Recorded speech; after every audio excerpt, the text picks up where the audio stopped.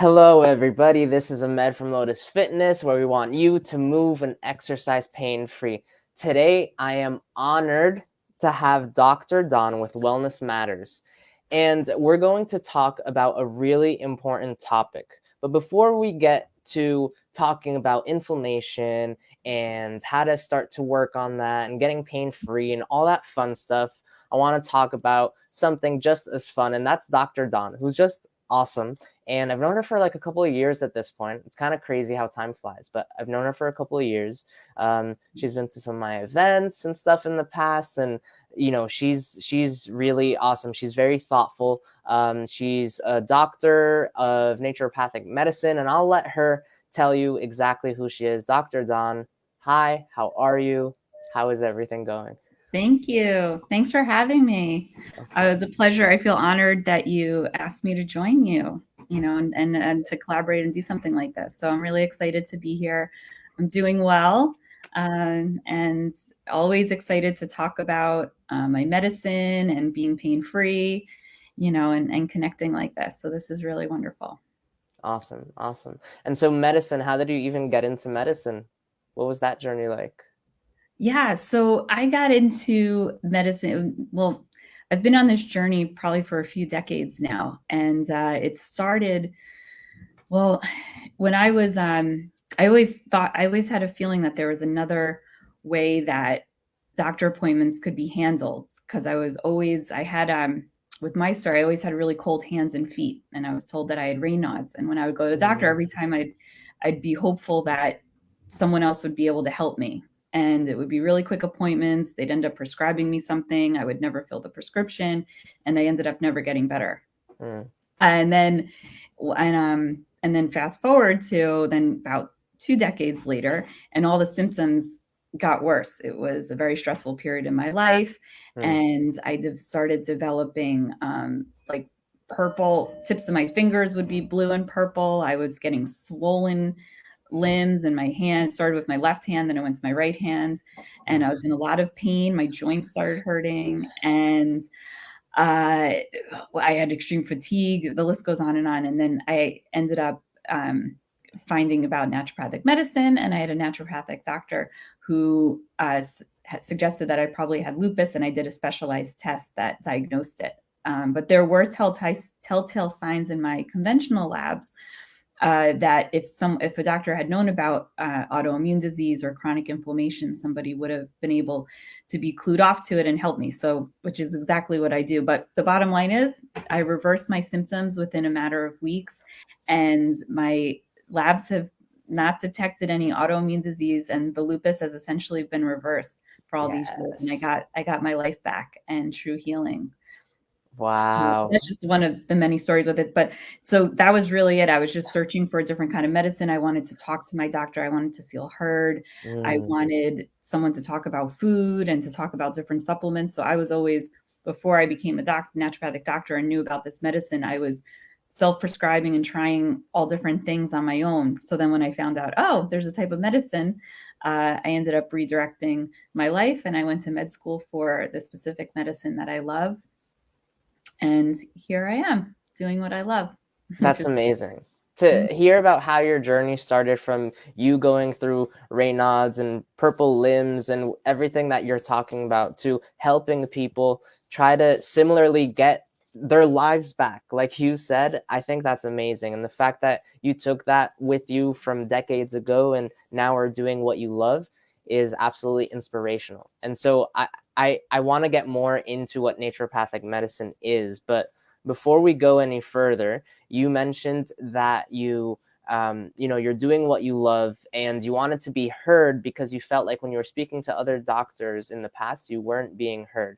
What is the value you think in being heard for you? Why is that important to you?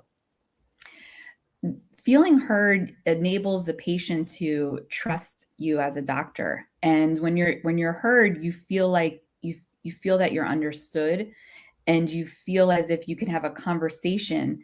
And when that conversation is had, you can dig deeper into reasons as to why you might be feeling a certain way. Because it's never one thing. There might be one root cause of what's going on, but there might be a ton of things going on in someone's life that has put somebody in that situation.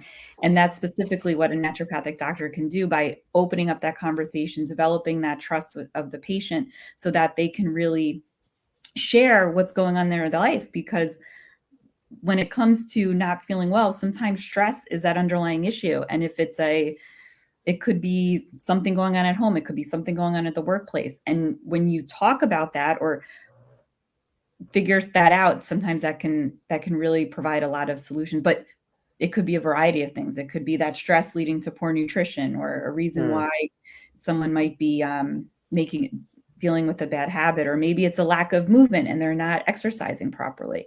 I do a lot of I talk a lot about exercise. I got my personal training certification in NASM many years ago, and I love to work out myself, but different people release cortisol, the stress hormone, differently. So I'll have a conversation when I find out someone's blood type. That gives me more insight as to what type of exercise could be most beneficial for someone in related to stress. And when I have that conversation, then people try out a certain exercise based on their blood type, and that can make a whole world of difference, and they can feel really good. I mean, you're talking my language, talking exercise, and I want to get into it. I want to get into it for sure. But you said something very important. You said that building that trust is the main reason why you thought to yourself, hey, I actually want to have a practice where the people that I work with and the people that I help are feeling heard. And you mentioned that everything is multifactorial, right? A lot of people, they try to pinpoint one thing as to whatever is causing the problem in your body. But like you mentioned, there are so many factors. And when you take the time to be heard, which is what you do with your clients, I think that makes such a world of a difference. I mean, honestly, I was speaking with a client yesterday who was telling me we were just going through an assessment, right? And so we took about 75 minutes there. And she was telling me about how nobody has ever taken the time with her to kind of go through all that stuff and have her feel heard. And to hear that is just incredible. And I think that's what people like you who have their own practices are able to do. You have the freedom to be able to do that so that you can help people more, right? And help people in a more effective way. Not just here, take this pill, which is what some people do sometimes, but you're more, it's such a buzzword. I want to say holistic, right? But really what I want to say is that you look at things from all different types of angles to try to figure things out. And I think that's honestly incredible. Even to the depth of looking at people's blood types and the relationship to cortisol and how that could influence the exercises that may be best for them. I mean, there's so many things here. But you talk about, right? Yeah. Because I remember one of the things, I remember I'd go to doctor's appointments and sometimes they wouldn't even look up from the prescription pad. And I'm sitting there and I'm going, well, who am I talking to? I could be talking to a wall right now. And it took any hope out. And I just felt like I'd walk in there like this and I'd walk out like shoulders hunched over and just hopeless. And then who cares? If they don't care about me, then no one cares about me. You can really go down the rabbit hole if you're not feeling good. You just want that support and caring. So I think that it does make a difference when you can add that personal touch. Thank you for going deep. And that mental health part, which is what that part sounded like to me there in terms of what you're talking about. I think when you have somebody that you trust, who you can talk to, that always helps, right? There's this idea of talk therapy and the way that can help so many people. And if you can have a relationship with your doctor and talk with them about stuff and you feel comfortable talking to them about stuff because you feel like they're actually going to take what you're saying into account, I think that's incredible. And so I want to talk a little bit more about inflammation, kind of what you were dealing with in the past. And, obviously, the diagnosis of having lupus, I mean, that's never really fun to hear. But what were some more of your signs that you had? And then what are signs that maybe everybody or certain people would feel when they are going through something that's caused by inflammation in their body? Sure. Well, the first thing just to understand broadly is that with any autoimmune condition, the root cause of it is chronic inflammation. And it settles in people in all different ways, right? All different organs can be compromised. With lupus, there's specific symptoms that are pretty broad also. And so people with lupus can have different presentations of it. Mm. So one of the first things, so I talk about when I was diagnosed with Raynaud's and I had these cold hands and feet, and it really is a diagnosis of exclusion, meaning that you get diagnosed with that when you've been tested for an autoimmune disease and nothing is showing up on labs. So, and this can, what happened to me, it happens to a lot of people, is that the autoimmune disease isn't popping up. And there's something called antibodies that needs to pop up to diagnose a specific autoimmune disease, and it wasn't. Mm. But there was something called ANA. It's a specific type of lab marker, and that was positive, but the lupus antibody was not positive. So with that, in conventional medicine, you do not get diagnosed with an autoimmune disease when that presents on lab work.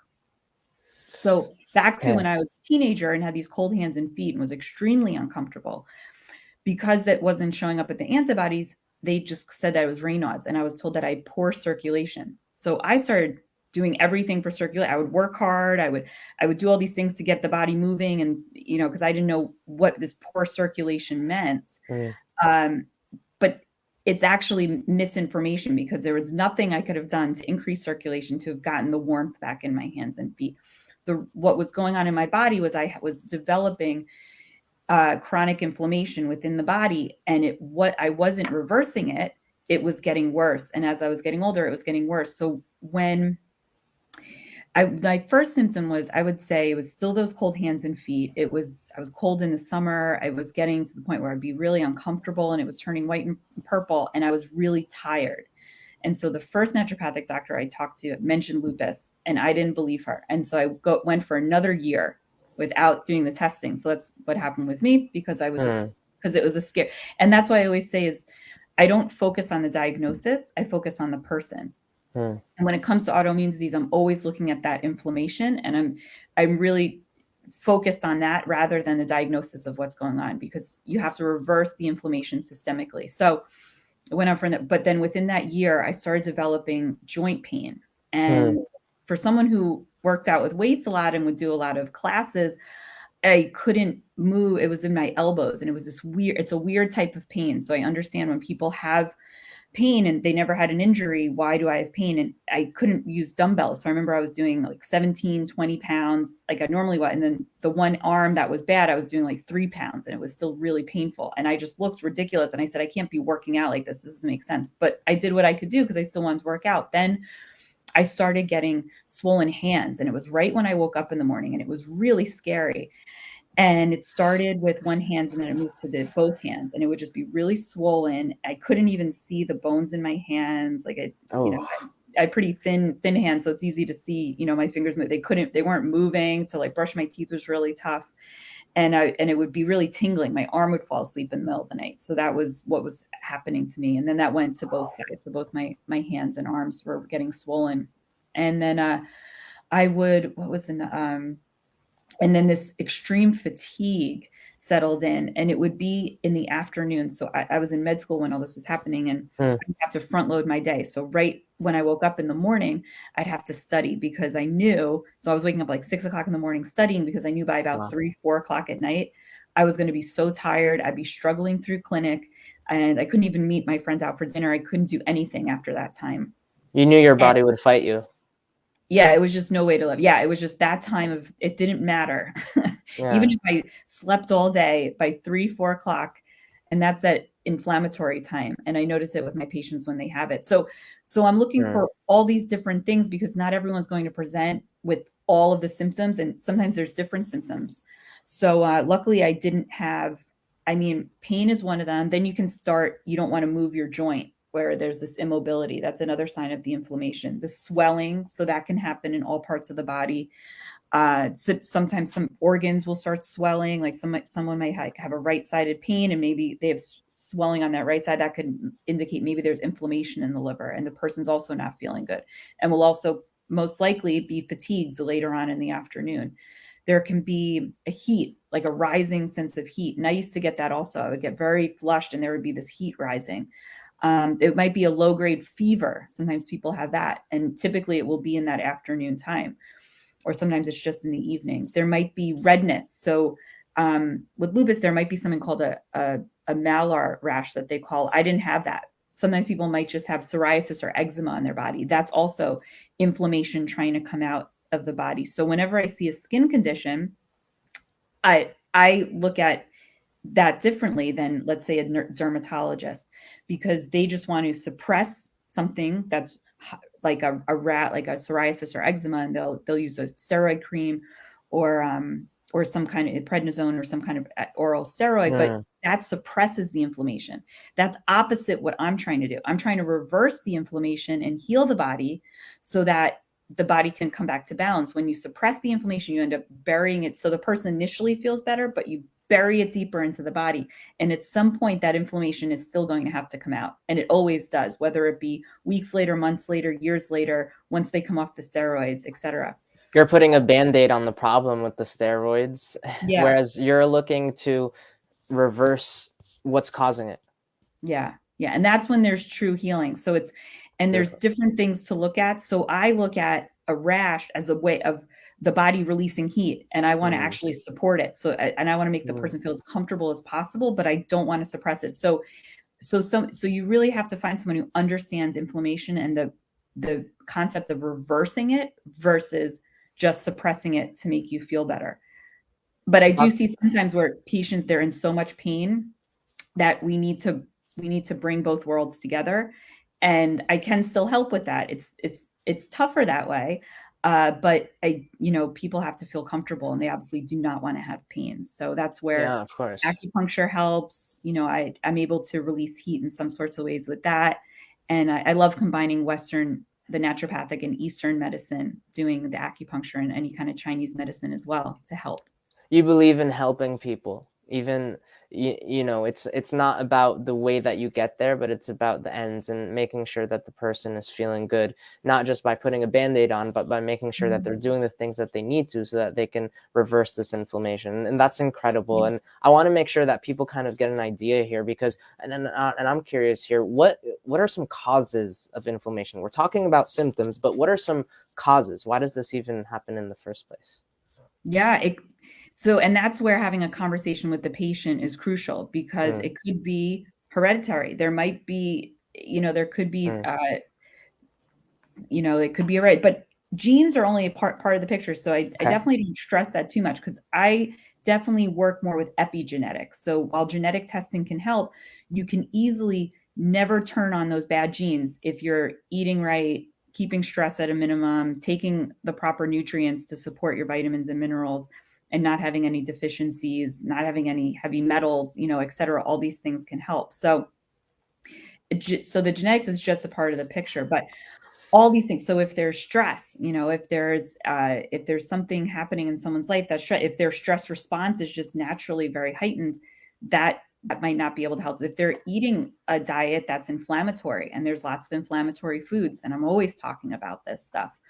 So gluten and dairy being the big guys, and people are eating that, and then there's certain presentations where I will have a discussion. So if someone, like lung inflammation, that's a big thing with COVID, right? A lot of COVID long haulers are having this inflammation in their lungs. They're never feeling better. They can't breathe right. They're getting x-rays. That they're able to see this inflammation in the lungs. And if you're going to eat dairy, you're just throwing fuel on the fire, because dairy is one of those foods that just attaches the little particles in the lungs, and they get stuck, and it causes the mucus and the congestion and all of it. And you really don't feel good, and you can't breathe right, and the lungs don't have a chance to recover if you're eating that inflammatory food while already having an inflammatory situation due to something that could, be related to COVID. Yeah, you could be digging yourself into a deeper hole by the lifestyle decisions that you make. Sure. Yeah. And then, so other food like gluten could directly affect the thyroid. So if someone has thyroid antibodies popping up,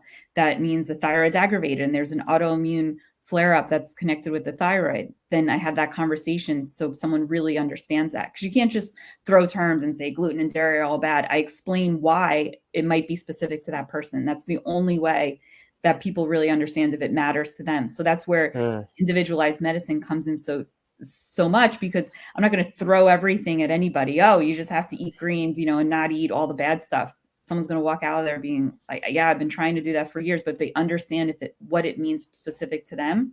And every visit I add a little bit more. because change takes time, and I know that, and I'm here to support patients. So there's a lot of education. I explain labs in detail, what it means to them. And when they understand that, then it makes sense why I'm giving them a supplement. So the opposite of sitting in a doctor's office who doesn't look at you, writes you a script, you can't even pronounce it, nor can you read what they wrote. I'm You have good explaining, handwriting. I'm explaining it. And no, it's typed up, so forget Yeah. about it. My handwriting's gotten bad over the years, but typed up. I create custom supplements, and they know exactly what they're taking. And the point is to wean them off of the supplements, bring the body back to balance. The body can recover and recuperate, and then you can enjoy life, pain free. And that's the beautiful thing, right? And there's so many tools in your toolbox here, it sounds like, and I want to get into that. When you talk about individualized medicine, I think that's super interesting. The way that, I'm a personal trainer, and so what I do is I individualize exercises for people, right? And it sounds like you individualize health in general for people, and I think that's incredible, right? It's not this one size fits all approach. It's more like, this is what's happening, and then you educate them. And I think that's so important in terms of going back to that trust piece that you're talking about, kind of giving people an understanding of what's happening. And I think that's the amazing part of being a doctor like yourself, where you have this understanding and this expertise where you can really talk to people about these really complicated and complex topics in a way that makes them feel comfortable. And so that's why I appreciate that.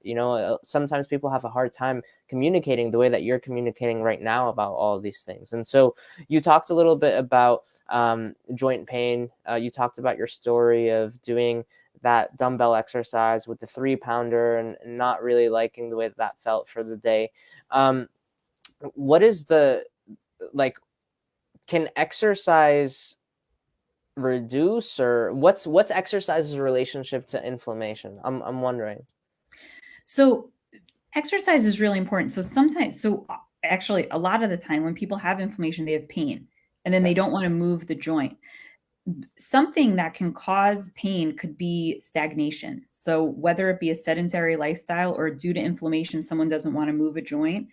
But if there's stagnation there because you're not moving the joint, then the pain can flare up and the inflammation can get worse. So it's essential to move the body, but you have to be cautious. So for example, somebody who has osteopenia or osteoporosis, I'm not going to say, go and do some kickboxing or something like that, where they could potentially fall and hurt themselves. So you have to always do everything within reason, but it's essential to keep healthy movement within the body. So sometimes I'll start with lymphatic drainage and lymphatic massage if someone's in a lot of pain, because at least you're moving the lymph and getting something moving within the body.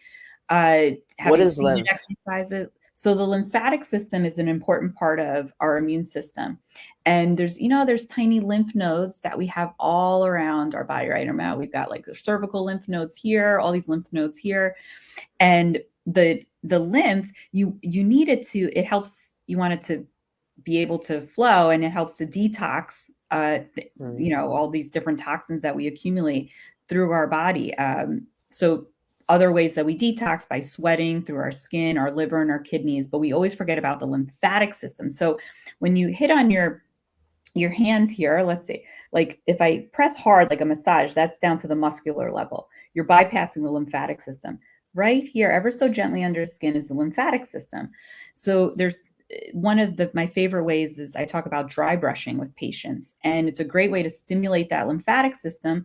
It's a particular way. You go from your extremities in a circular motion with something called a dry brush that you can get at any CVS or Walgreens, and you massage in circular motions towards your heart.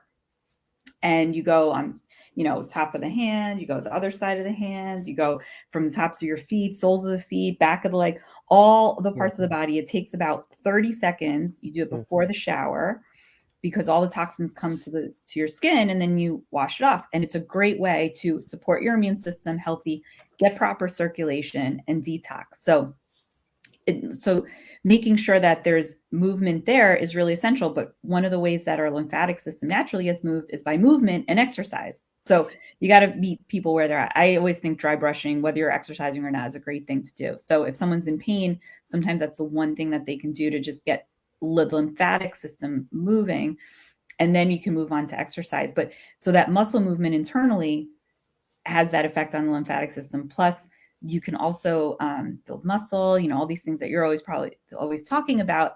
And then there's also that impact of your kicking in the endorphins when you're working out. So then you have that mental wellness of feeling good. So there's so many benefits of working out. And then, like I was touching base on before, when it comes to our blood type, certain exercise for different blood types really benefit them. So O's really they can produce cortisol quickly, and they need to burn it off quickly. So doing strength exercises, particularly in the morning for O types, can benefit them. A's tend to release cortisol better, and doing things more relaxed, like meditation, yoga, and Pilates.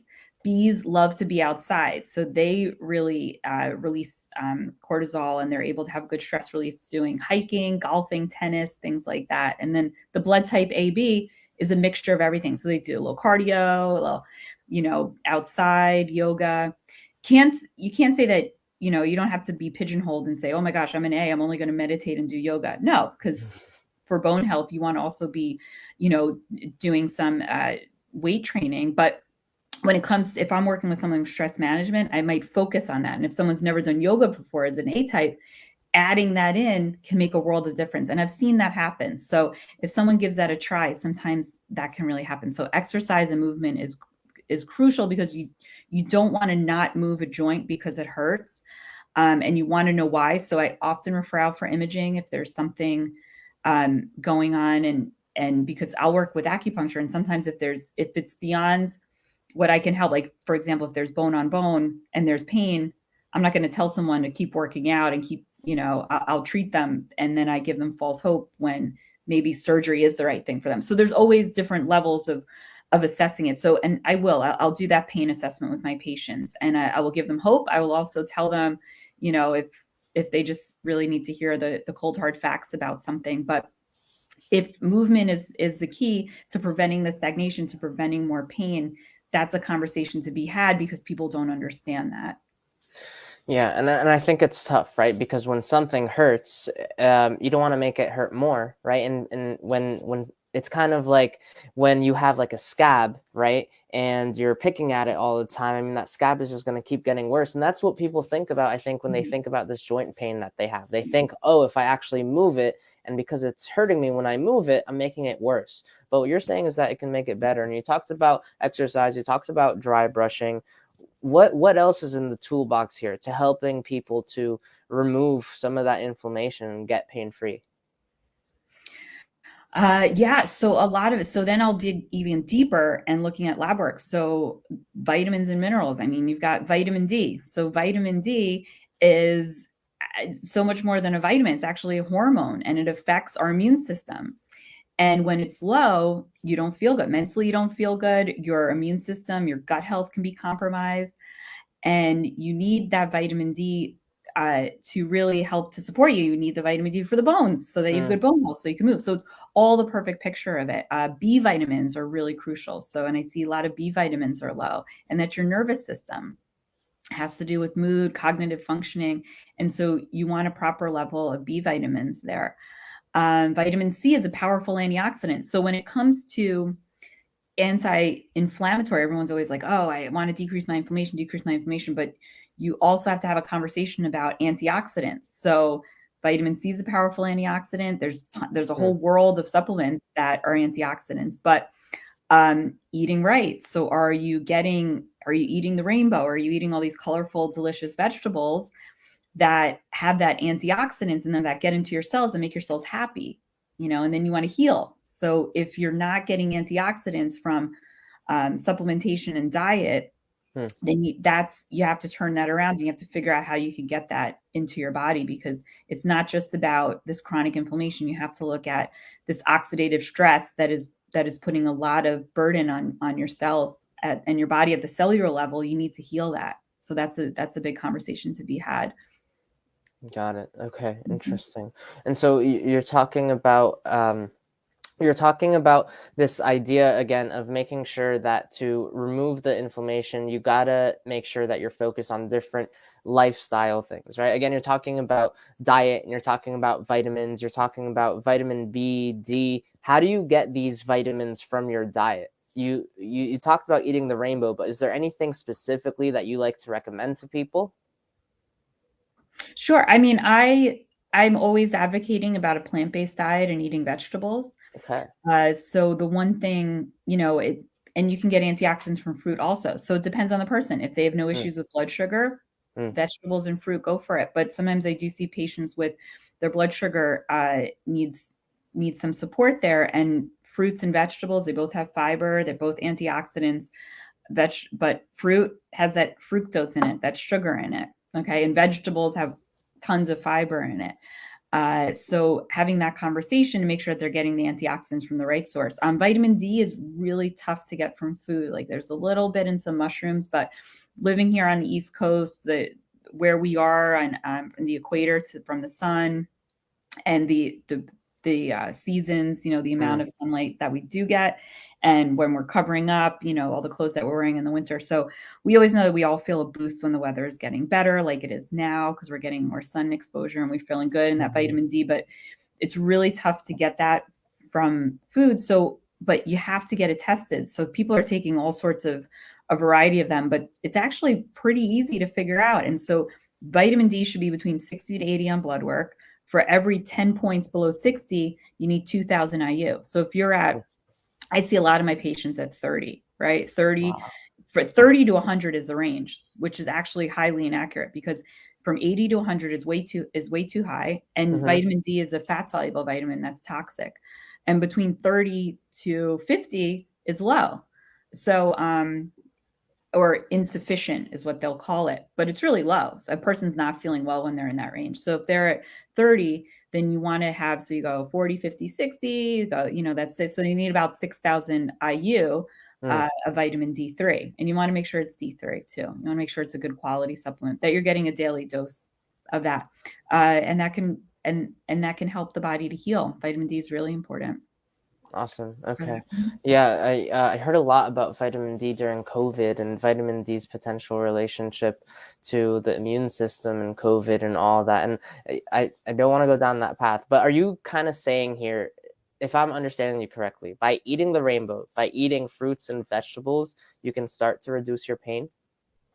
Sure. Yeah, that can be a way of giving your body the antioxidants that it needs. And when you do that, you can decrease the amount. It gives your body a fighting chance to decrease the inflammation. Certainly. Okay, awesome. And Yeah. and it's incredible, right? I think um, when people think about food and they think about it as being medicine versus medicine being medicine, I think that can open up so many opportunities for people, Yeah, right? absolutely. Yeah, people forget how important it is what you're eating, and when you think about your immune system, you think about your gut health, the GI tract starts in the mouth. So even your oral health, what you're eating, is so important. I don't know how we got so far from that, but it's coming back and people realize it, and people want to feel well, and the better you feel, the more that you want to eat healthy. And sometimes you need that support system to do it. Sometimes you just need someone supporting you to do it, which is where I'll come in. And I love being that support system because I see sometimes my patients are good. They're coming to see me and they're doing well. And then they go on vacation or I don't see them for a few months. And then they go, I got to come back. I went on, and they just needed that support just to get back to it, or, Mm. have me go on a little spiel about something for them. And then they're back to how they should be feeling. So Yeah, when people have you on their team, they can definitely feel empowered. I mean, just talking to you, I feel empowered. I want to go get some veggies in. I'm I'm honestly very, very intrigued by this idea of the what is it called? I'm sorry, air dry brushing. oh, the dry brushing, just dry Dry brushing. brushing. Dry brushing. Okay, I complicated it there. And you mentioned how when you exercise that kind of gets the lymph moving within the body as well. What is the best kind of exercise for people with pain from inflammation? And I know you mentioned different exercises working better for people with Mhm. different blood types in terms of the relationship to cortisol and exercise. There's more, like we talked about, in terms of what can be causing that inflammation, right? It may not just be stress. It could be things like you mentioned that are hereditary. It could be different lifestyle factors. So with all that being said, what is the best kind of exercise for somebody who wants to start working on removing their inflammation? Yeah, I would say maybe doing a nice walk with a good friend.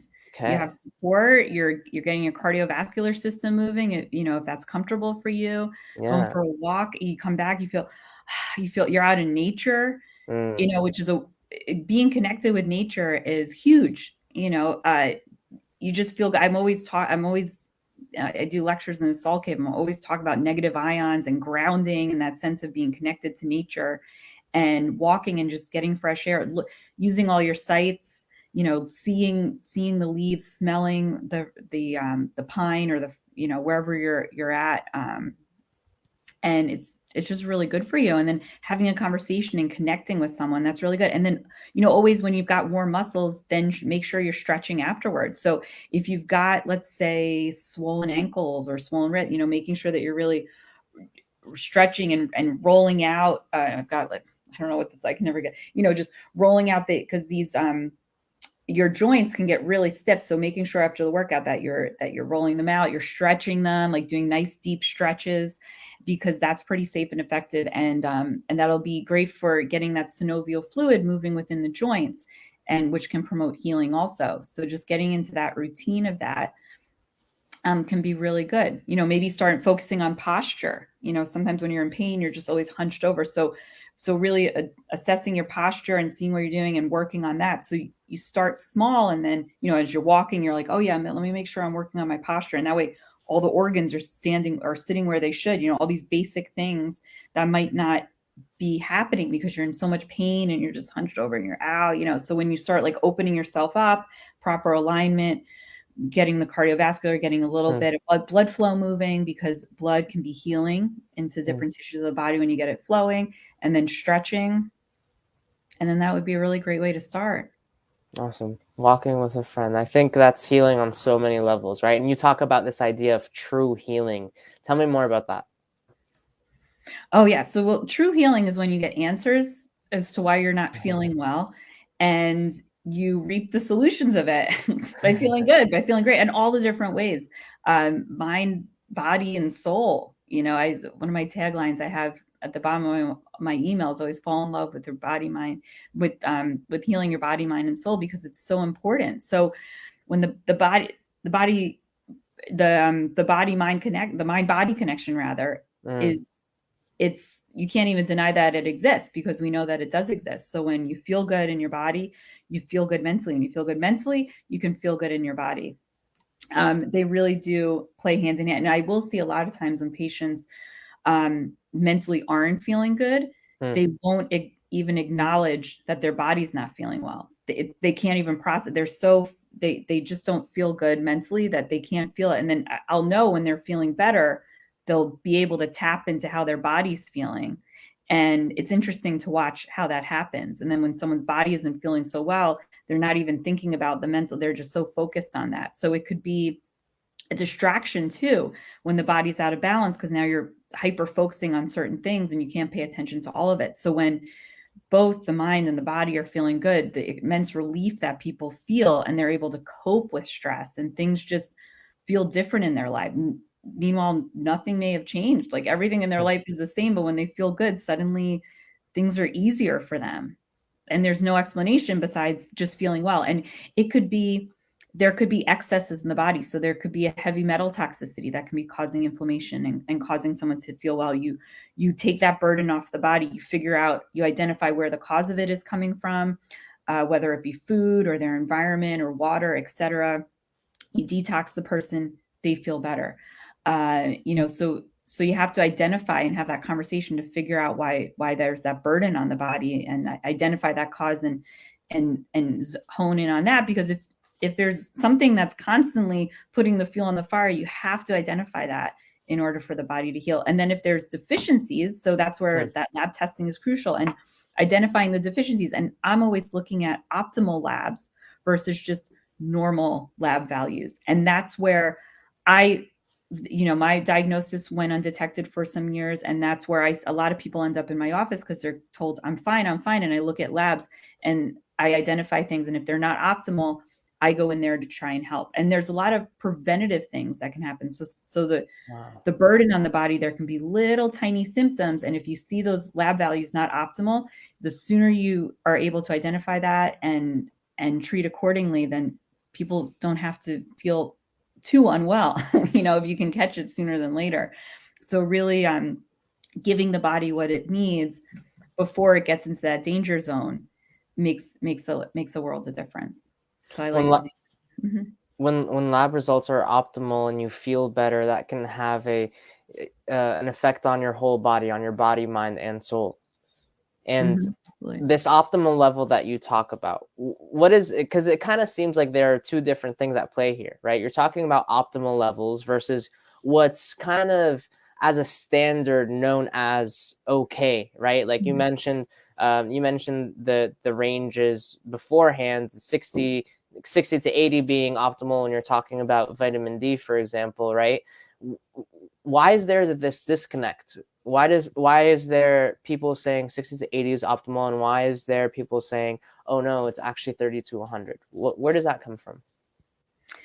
The only thing I can think about, whoever told the labs to create these values, and I think it wasn't a naturopathic doctor that did it, and it wasn't naturopathic medicine that did it. Yeah. So, whoever created that there, and when you're out of those ranges, people are really feeling unwell. And, when you aren't doing preventative medicine, when you let the symptoms go on for so long and someone's in so much pain, you're at the mercy then of conventional medicine. And that's where pharmaceuticals come in. So I'm trying to identify those optimal ranges so they don't get it, very low or very high, where then there needs to be intervention at that pharmaceutical level. But I mean, sometimes I see people where they're already on the pharmaceuticals and it's already gotten out of control, but there's still hope for that. And the labs you have to rerun them accordingly to make sure it's going in the right level and be assessing it. But you want it to get back into the optimal range. You just don't want to be sitting there in the normal range. And I mean, thyroid's one of those big things, right? There's certain values for different thyroid levels. And if there's also certain nutrients that support the thyroid, like iodine and selenium are huge. And it's important to test for those to see where they are, because you can't just give a medication for thyroid levels if you're not looking at those nutrients. So when iodine and selenium are right where they should be, and there's perfect level, you don't want it too high, you don't want it too low, the thyroid can find its perfect functioning. You can avoid being on medications, or you can even avoid certain supplements that are needed if you just get those nutrients. And then you save time going to CVS or your pharmacy, and you save money on all those pharmaceuticals if you make a change to your diet and making sure that you're getting what you need from your environment and from your diet. Yep. Awesome. Okay. That's the goal. That's the goal, and it's key.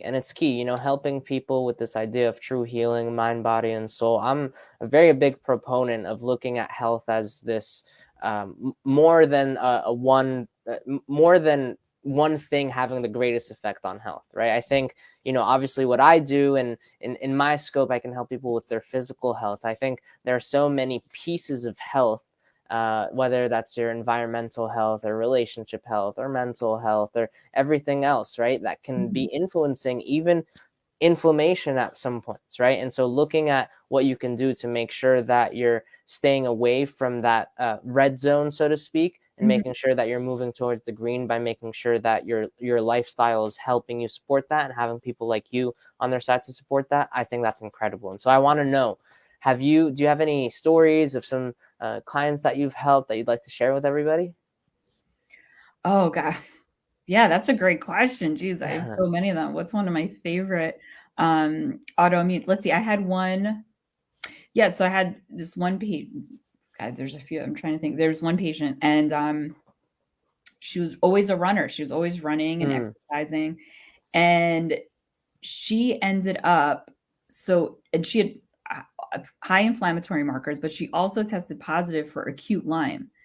And I told her to go get, so this is where, conventional medicine and naturopathic medicine works. So I told her immediately to go to the doctor and get, put on the medication. And there's a certain medication that's supposed to be treated for Lyme. This doctor did not want to give her the medication. And it blows my mind sometimes, because if they say, oh, my naturopathic doctor has told me, to get this, then they don't want to prescribe. And I'm like, what do you mean? You give this stuff out like candy. So then she had to go to another doctor. She eventually got the treat, because time is essential. So when it comes to Lyme, you don't mess around with time. When you have acute Lyme, you really want to act fast, and you don't want it to go into the chronic stage. So anyways, she ended up Every time you go on a hike, go get tested. Yeah. So anyway, she went to someone else. She got the treatment. I also was putting her on her supportive therapies for all of her deficiencies. So we retested, and the Lyme has been negative, thank goodness. But and she couldn't run though during this whole, because she had this immense joint pain that she was feeling so bad. But it was a mixture of inflammation, Lyme. And so now, she gets retested every few months, and we test for everything. But so it wasn't just inflammation, there was something. And when it comes to this weird joint pain, and there was a reason why I tested, I wouldn't say I test everyone for Lyme, but there's a reason why I did that for her. So anyways, I'm glad that we identified that. So that was, you really have to think outside of the box with everything. And it's, it could just be inflammation. It could be something else. There could be something driving the inflammation. Geez, a lot of people have Epstein-Barr virus settling them, or there's viral load in the body, with everything going on in the world today. And if there's that underlying called Epstein-Barr virus, people can feel a lot of fatigue from that. It doesn't mean that you have an autoimmune condition. It means that there's this viral load, and you might have a reactivation of Epstein-Barr virus, if people have heard about that.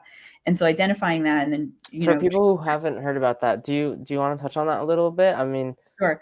Yeah. So Epstein-Barr virus is the chronic stage of having something called mononucleosis. But I'll often see, sometimes people don't know, like, so if someone's had mono before as a teenager, it's this extreme fatigue that you'll feel. People typically remember having it. And then Epstein-Barr virus is always going to be chronically in your system when you've been exposed to mono. Sometimes people test positive for Epstein-Barr virus, but they never recall having mono. So, and sometimes people miss, there's a certain window. So when something is an acute infection, there's something called IgM. I always call it nice to meet you. And it's when you initially are sick. And if you aren't tested in that initial phase, then a viral load turns into a chronic phase, right? And we've heard a lot about IgG testing. So when Epstein-Barr virus is in that IgG chronic stage, we've missed the acute stage. So it's just this chronic fatigue. So it's not this like if someone had mono, they were just so wiped out, they can't do anything, they're just so tired, they're laying in bed. When it's that chronic stage, it's just that low grade fatigue, kind of just like chronic inflammation. It was that fatigue that I would have in the afternoon. I kind of was able to get through life, but not great.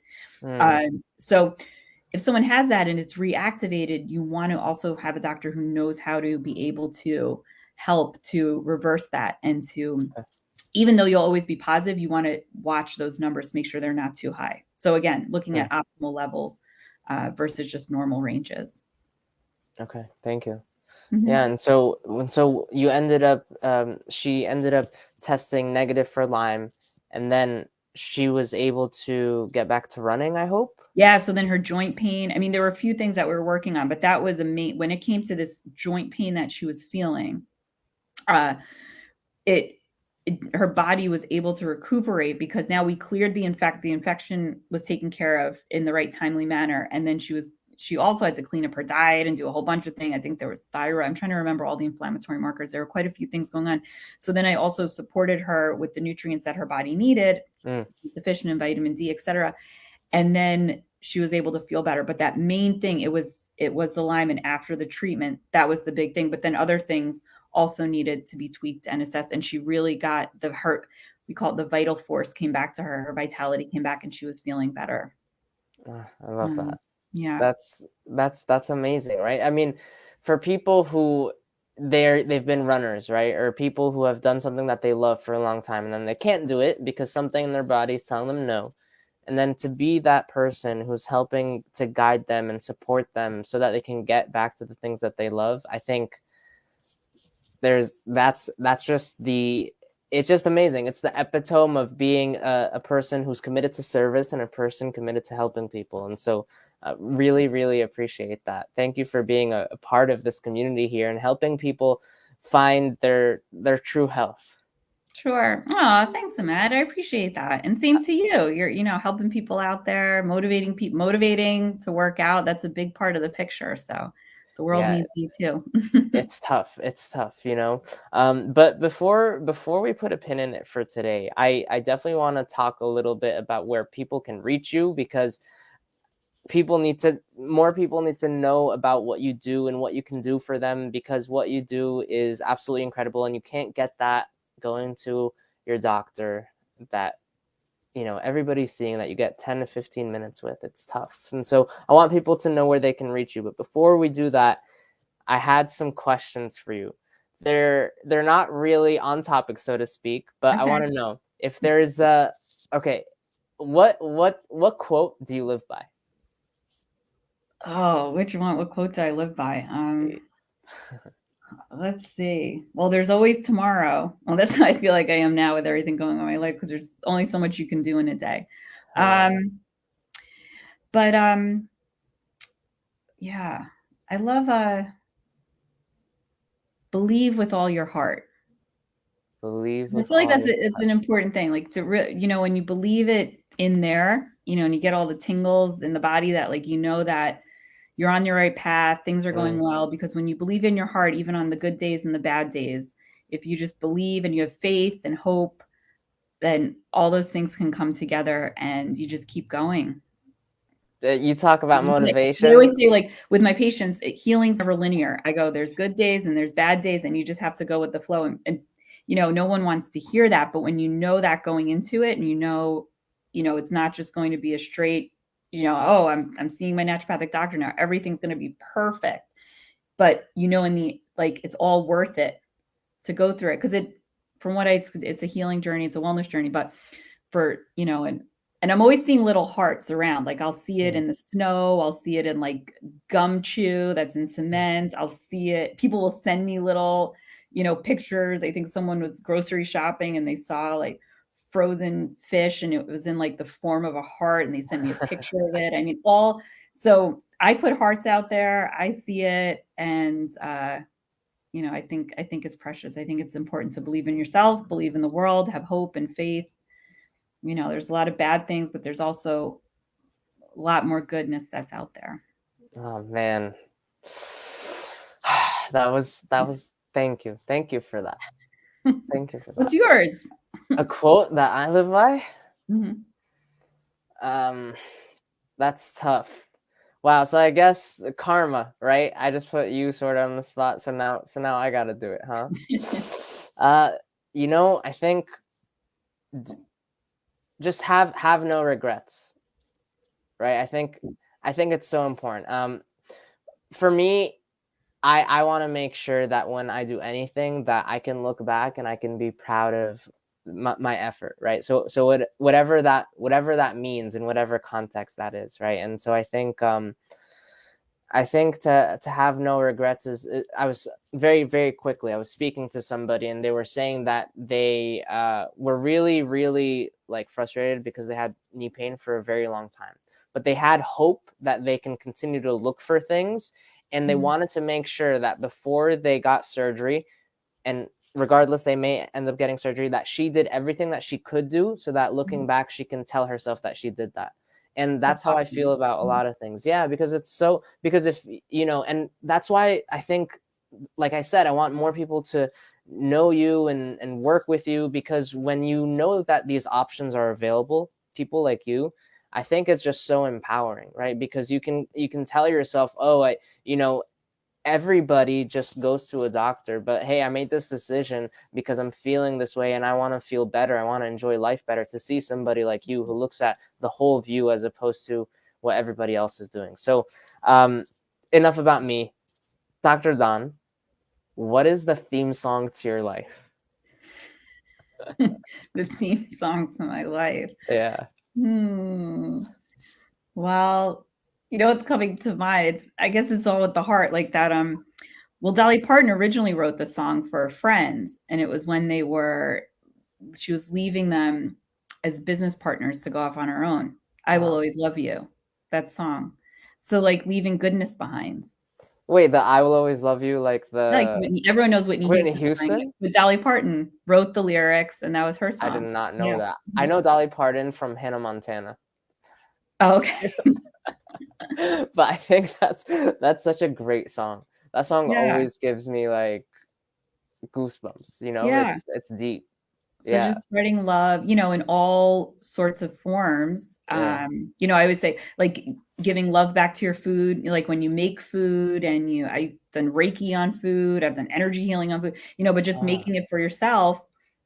And then you give that goodness and that love back to yourself because you've nurtured, the food and creating it. And, whether you're there with a friend or a loved one eating it, and just, just spreading love, like to my patients, and feeling the love back when I've helped them. And, if you have to move on in certain times in your life, but just leaving like a nice trail along, I think. So I don't know. That's a song that came, and I do love that song. okay. Awesome. Awesome. And then I have one more question. What is a book that you recommend for everybody to read? Oh, for everybody. There's so many. I'm reading one right now. And it's actually a good one. I mean, there's this one now, Omnivore's Dilemma, that I'm reading, which gives a Mhm. lot of information about the food industry. Some people don't really love that. But it's The Secret. That's a really great book to read. And The Secret's all about mindset. Earl So Nightingale? That one? um The Secret, I don't know if I'm forgetting her. There's even like a Netflix Maybe. movie about it, but the book, The Secret. I forget exactly who. I don't So it's remember. about mindset. It's about mindset and getting The your Secret. mindset Yeah, and solid. I'm sure you've heard of it. This was years Yeah. ago when it came out, and The Secret's all about having a positive mind. Like whatever you nurture in your mind, your mindset comes to fruition. Like who's the Mm. guy that also Joe Dispenza? He if you've ever heard him talk about it, but he's not the one that wrote the book. But it's all about what the vibrations that you have, the energy that you're putting out there. A lot of it has to do with your thoughts. Like they really are palpable. Like when you're with someone and you get a good feel for someone, or you're like, Mhm. oh, I just don't know how I feel, because you can really actually we can tune into what people are thinking and feeling. So if you're having good thought, like if you're having fear about something, Mm. then fear will come to fruition because that's what you're thinking. If you're moving forth with my body can heal, I'm going to do the best that I can, my body. So I always give daily affirmations to my patients because that's a part of it. Not everyone loves it, but most of my patients, I would say 99% of my patients do love that phrase. And I tell them to say it you have to say it. The key to a daily affirmation is to say it out loud every day, because when you say it, it gives you another energy to it, and then the cells of your body have to believe it. So sometimes you have to tweak the affirmation if you're having a bad day, but you have to say it in front of the mirror, and Hmm. then go on with your day, or end your day with saying it. So The Secret is all about just having that mindset of waking up like, I'm just gonna like hit today with all that I've got, and I'm gonna make the best of it despite what might be going on, or just have that positive mindset. And of course things happen, life happens, but just to make the most of it and have that mindset for it. So The Secret is that would be a great book to read, to just feel motivated and do the best that you can with what you can in this lifetime. Rein this thing in, and it can do more for you than you know. It can even help you with your health. Sure, it sure can.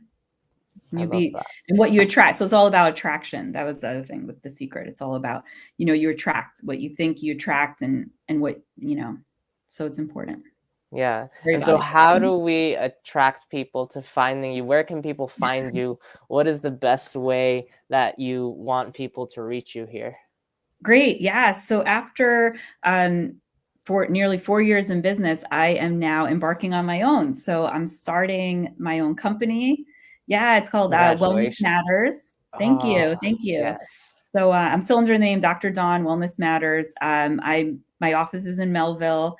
The best way to reach my website is wellnessmatters.care, CARE. So that's launching very soon. And the best way to reach me is my phone, 631-680-6624. An email is Dr. Dawn, DAWN at wellnessmatters.care. Wellnessmatters.care. Okay. Mhm. So I just want people to see this. Dr. Dawn at wellnessmatters.care. Is that right? That's it. Yep. How did you get that? Dot care? .care. Isn't that fabulous? That's It so was cool. available. I love that. .com was taken, but .care, and I just, yeah, yeah. So actually, my website developer, I'll give a shout out to him, Joe. I actually get all my vegetables from him. He's an organic farmer. Yeah, he's right based in Huntington, so I've been getting my vegetables from him for a while now, and he's helping me on. So he found it. So thank you, Joe. That's amazing. All right. Shout out Yeah. to Joe. And thank you so much, Dr. Dawn. Thank I you. think you have such a wealth of knowledge. I've had so much fun, and I learned so much about your mindset, with which I think is really, really impressive. And I definitely want to share some affirmation thoughts I had with you, because I say affirmations every day, and I'm kind of curious to kind of see what you do with your clients, because that's very interesting. But thank you. Any last words, any parting words you want to give our people here before we put a pin in it? Yeah, I just want to let them know that natural healing is possible. Naturopathic medicine is real. I'm here to scream it from the rooftops, and healing is possible. When you Yes. identify the root cause of what's going on, you give the body what it needs, and eat really good food, eat your vegetables, organic if possible, enjoy time with loved ones, work out, get some movement, and say some daily affirmations and feel good. I love it. This isn't magic, guys. This is medicine. This is getting you to feel better and find your true healing, mind, body, and soul. Thank you so much, Dr. Dawn. Have a great weekend. It was awesome talking to you. You too. Pleasure being here. Thank you. All right. Take care.